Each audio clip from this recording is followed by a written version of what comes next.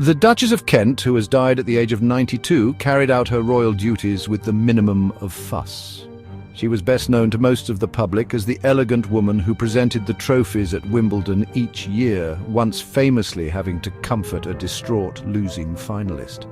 She became the first member of the royal family to convert to Catholicism since the Act of Settlement in 1701, but that was not, perhaps, her most surprising decision. Recognizing that her twin passions were music and children, she quietly withdrew from royal life and took a job as a music teacher at a primary school in Kingston upon Hull.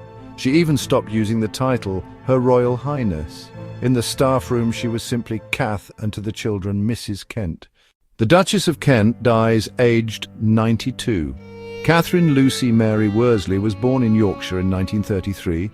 Home was Hovingham Hall, a grand manor house that had been in the family for centuries. She was not royal, but the Worsleys were wealthy. Her grandfather, John Brunner, had founded the paint and chemical company that evolved into ICI, a lonely childhood.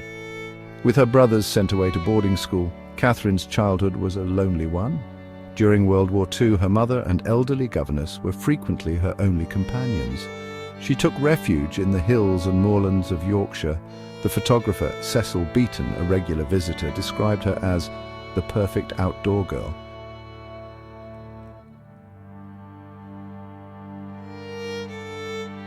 Music was the Duchess of Kent's lifelong passion. At the age of 10, she was allowed to go to school.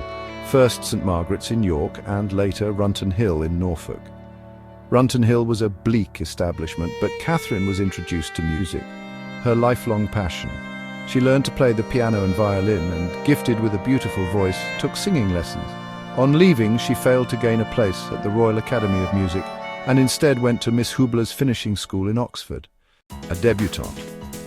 Despite her lack of qualifications, her parents found her employment at an exclusive kindergarten, but their real focus remained finding her a husband. As a beautiful, wealthy debutante, Catherine was introduced to many of the most eligible young men of the 1950s, and she met Prince Edward, Duke of Kent, a grandson of George V.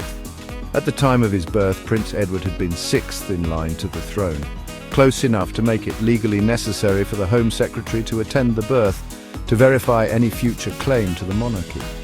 Prince Edward was fresh out of Sandhurst and serving as an army officer at Catterick, not far from her family home, but his mother, Princess Marina, was said to have disapproved of their relationship.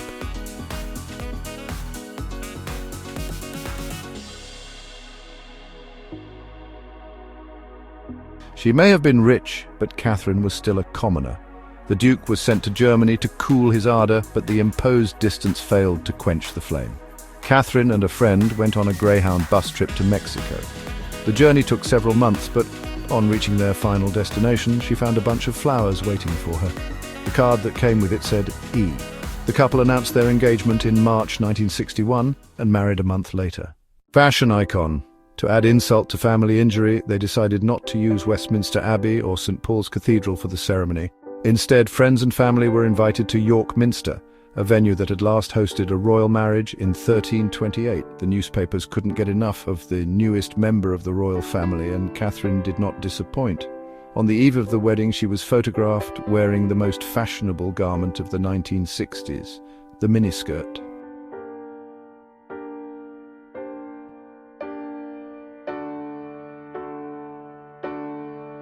And the wedding itself was a glittering affair, with Noel Coward and Douglas Fairbanks Jr. adding Hollywood sparkle, and Queen Elizabeth II leading a procession of the royal families of Europe. At the reception, Prince Juan Carlos of Spain and Princess Sofia of Greece found themselves seated next to each other. One slow foxtrot later, they were on course to become King and Queen of Spain. Motherhood. A year later, Catherine's first child, George, Earl of St Andrews, was born. Almost immediately, the couple travelled to Uganda to represent the British Crown at the country's independence celebrations. As an army wife, she was expected to follow her husband on assignment to Hong Kong and Germany.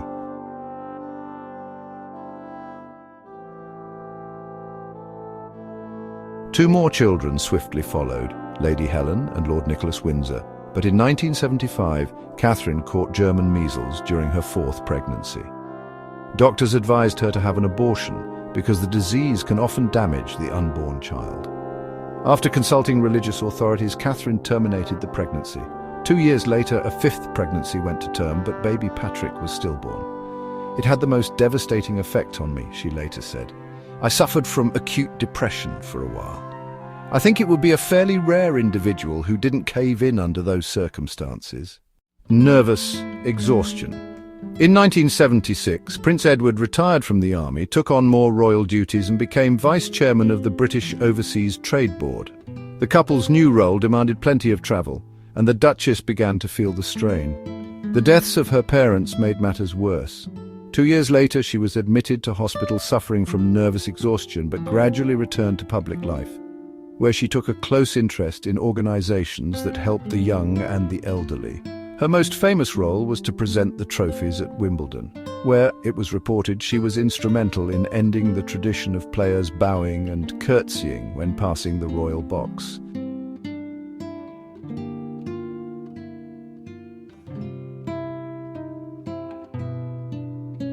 It's the natural thing, isn't it? That's what you do when people are crying. In 1993, Catherine showed that royalty and compassion could happily coexist when Jana Novotná lost to Steffi Graf in the women's final. The 25-year-old Czech player had been 4-1 ahead in the final set and burst into tears.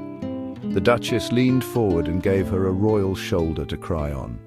I just remember from the far side of the net, her face crumpled, the Duchess later recalled. It's the natural thing, isn't it? That's what you do when people are crying. Catholicism.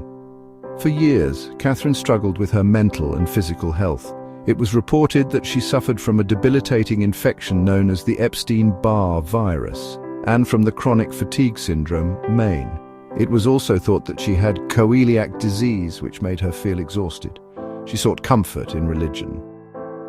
In January 1994, Catherine was received into the Roman Catholic Church, the first royal to do so since 1685.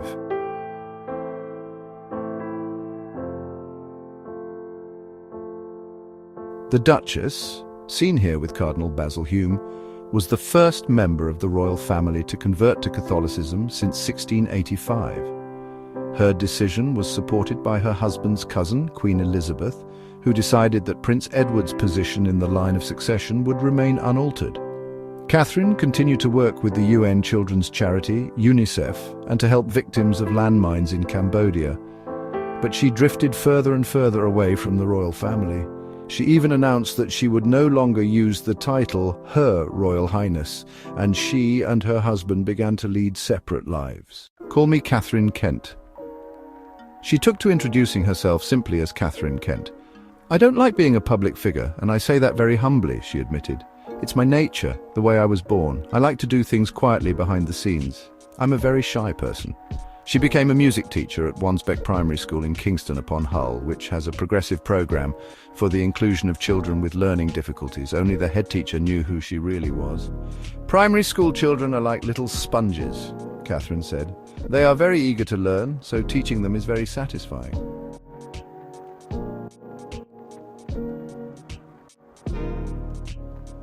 In 2004, Catherine founded the charity Future Talent to give children from deprived backgrounds the opportunity to take up music. In partnership with primary schools, children are given instruments and encouraged to develop their musical ability. And she didn't just teach them classical music, a passion for rap. In an interview with The Guardian, the Duchess revealed a passion for Eminem and Ice Cube, although admitted the same could not be said of Kanye West or Stormzy. If you see someone on the M40 looking particularly dotty, she told a surprised reporter, it's me trying to rap in the car, going home. Catherine, Duchess of Kent, rarely emerged from her self-imposed exile, although she did attend Prince Harry's wedding in 2018.